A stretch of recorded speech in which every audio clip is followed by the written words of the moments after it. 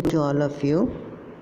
Let's see the comprehension number A of lesson 10, the hen. Tick the correct option. Jan Martlet usually stayed at Mrs.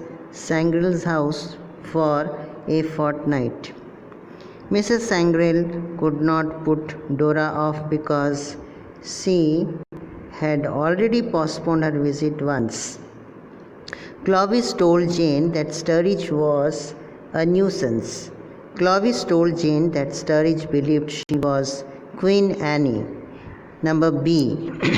Read the sentences and answer the questions. On the contrary, the difficulty will be to get them to leave off. Who said these words and to whom? Clovis said these words to his mother, Mrs. Sangrel. Number B. Who are the them referred to here? The them referred to here are Jane Martlet and Dora. Number C. Why would it be difficult to get them to leave off? Dora had sold Jane Martlet an exotic breed of hen at a very high price. Jane had thought she would get chickens of good breed out of it.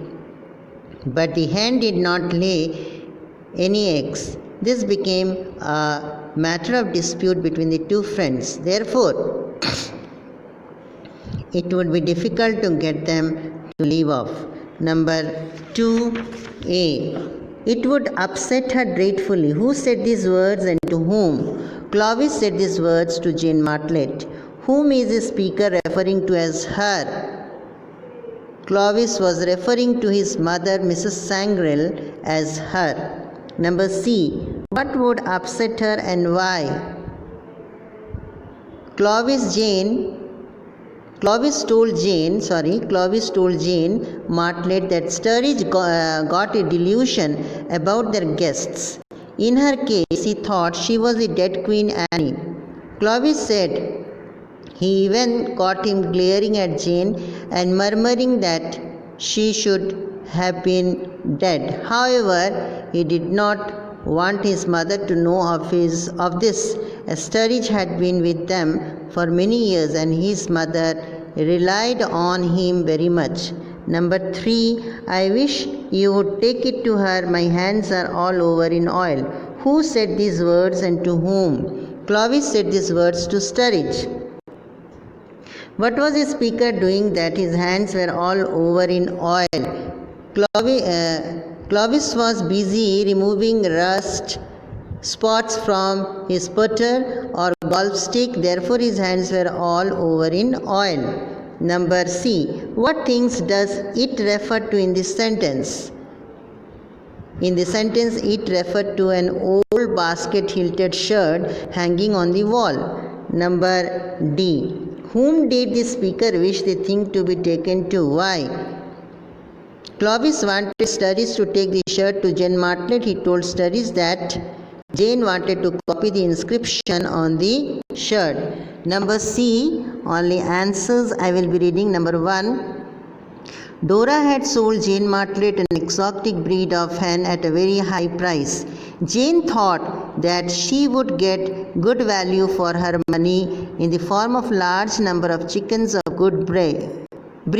However, the hen did not lay any eggs and these issues spoiled their friendship. Number 2. According to Clovis and Jane, if a person was too orderly and did the correct thing in the correct manner in the same surrounding for a long time, it would make the person go mad. Number 3. According to Clovis, Sturridge was such an orderly person that he had become a nuisance who would get delusions about any guest that visited them. Number 4.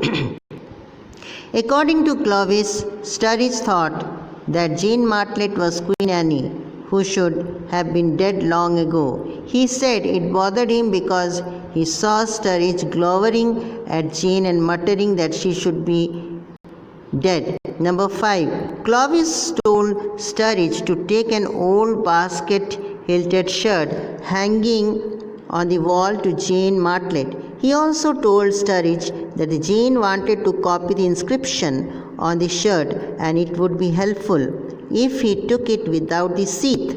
However, as soon as Sturridge went to Jane with the shirt drawn, she ran out of the room with great swiftness and later cut her visit short. Number D. Think and answer. It was in the hall the next morning after a late breakfast that Clovis had his final inspiration.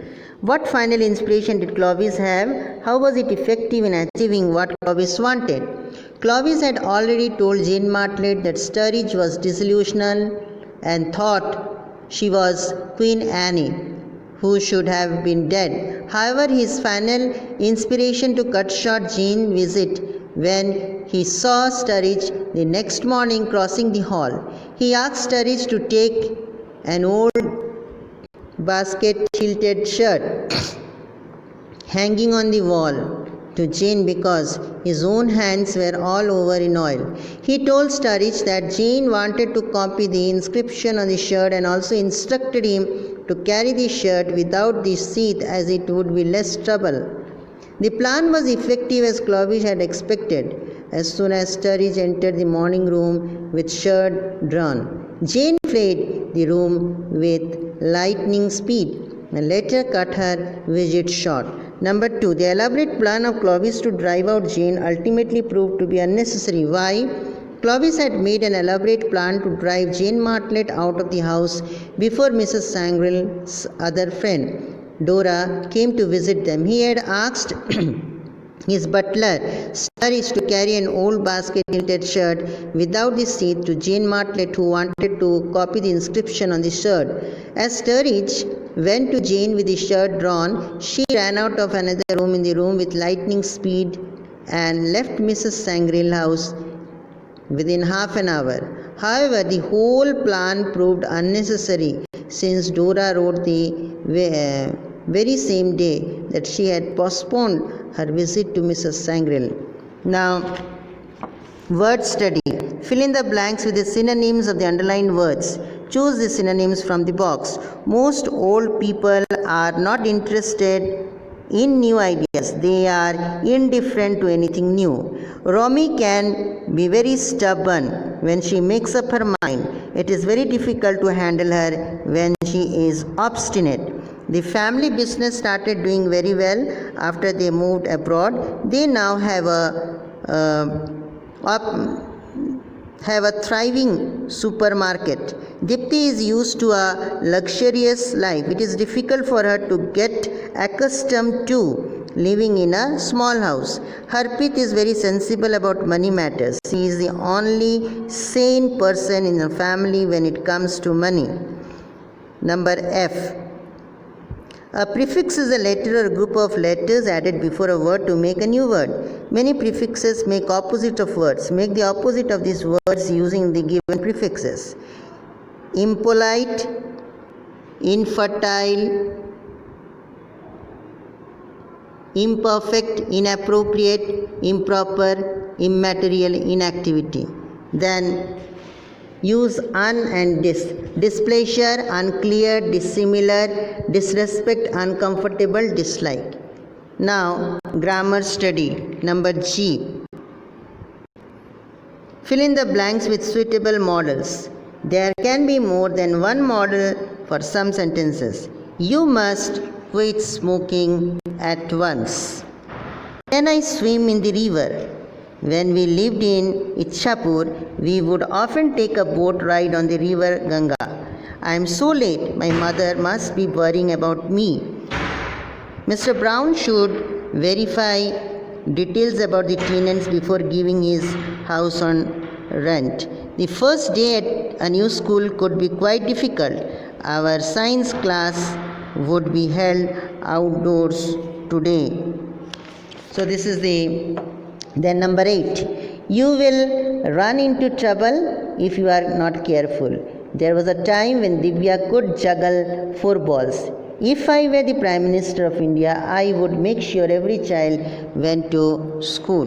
Now, writing. Imagine you are a number H we will do. Who had visited Clovis the previous summer? Matilda Seringham. Okay, the answer will be B. Then who did Sturridge think her to be? That is number A, Prophet Eliza. What did Sturridge not like about the guest? Sturridge like about the guest, he ate normally like everyone else. Okay. Then how did Sturridge think the guest should eat?